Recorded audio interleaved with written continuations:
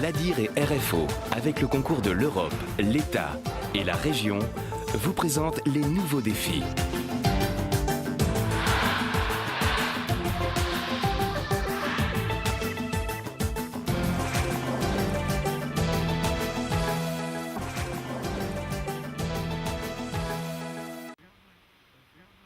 Anne, avant de parler déchets, parlons énergie.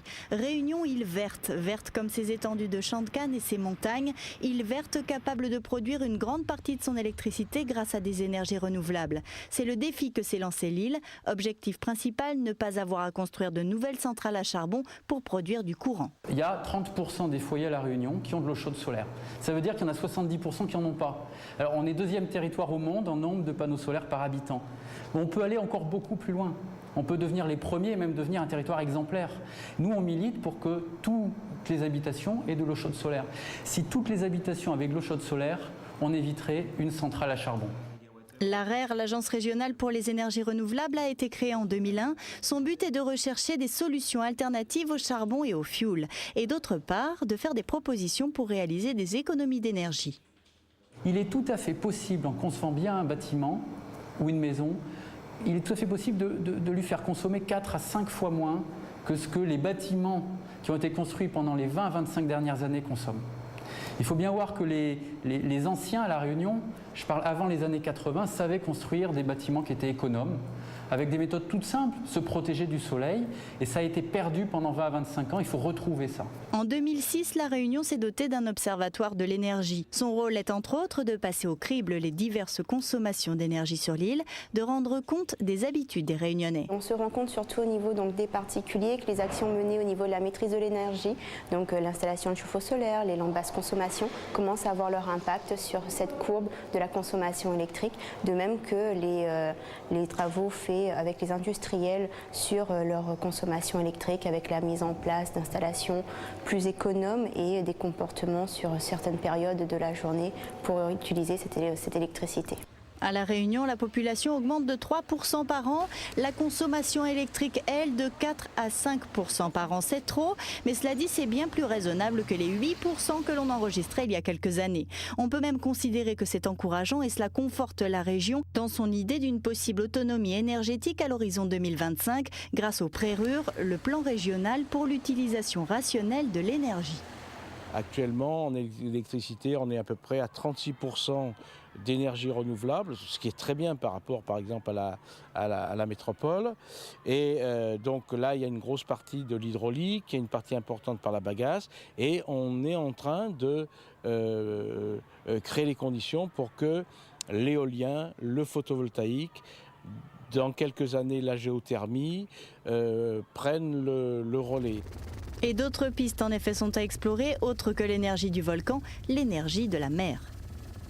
On est entouré par de l'eau et on a des possibilités énergétiques liées à la mer. C'est l'énergie des vagues, l'énergie des courants, c'est l'énergie liée à la différence de température entre la surface de la mer qui est chaude, qui est de l'ordre entre 20, 25, 30 degrés, et puis les fonds de l'océan qui sont froids, autour de quelques degrés seulement. Et ça peut aussi fournir de l'énergie.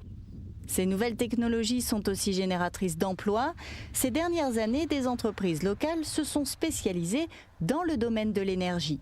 C'est effectivement une création d'entreprises, un développement des entreprises dans ces domaines du solaire, bien entendu, mais aussi sur les autres énergies renouvelables. Et sur la partie maîtrise de la demande d'énergie, là, il y a des bureaux d'études qui se sont développés ici à La Réunion. Aujourd'hui, on a une offre vraiment tout à fait correcte, gérée de prestataires qui peuvent réaliser donc les études de diagnostic, par exemple, dans l'industrie, aujourd'hui avec nos propres moyens. Réunion île verte, disait-on, on pourrait aussi comprendre île qui gère parfaitement ses déchets. Là aussi, l'enjeu est de taille et le défi difficile à relever. 80% des déchets ménagers finissent en décharge. C'est 750 000 tonnes de déchets qui nous attendent dans les années prochaines, dans 10 ans. Aujourd'hui, on en est à 500 000 tonnes. Et donc, effectivement, il va falloir trouver des solutions très rapidement. L'objectif du plan départemental d'enlèvement des ordures de déchets ménagers et assimilés, c'est de partir de l'existant. Donc, il faut savoir aussi qu'il y a un véritable travail qui a été accompli dans le domaine du tri, du recyclage. En effet, en quelques années, de nombreux efforts ont été faits. Des structures d'accueil du tri des déchets ménagers ont vu le jour partout sur l'île. De nombreuses entreprises ont également été créées dans le domaine du recyclage et du tri. Sur ce secteur-là, on a développé par exemple quand même les déchetteries. Aujourd'hui, il y en a 23 sur l'île. Et on n'est pas très loin de l'optimum en matière de déchetterie. Pour ce qui est du compostage des déchets verts, on a 3 plateformes aujourd'hui qui fonctionnent, avec également la généralisation de la collecte sélective.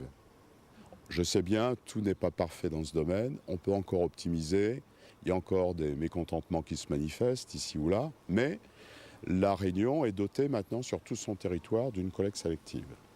Il faut faire preuve d'imagination et surtout d'innovation pour mettre en place des solutions durables de gestion de nos déchets, ménagers comme industriels. Comme la nature fait bien les choses, certains de nos déchets servent pour produire de l'énergie. Le plus réunionnais, c'est la bagasse.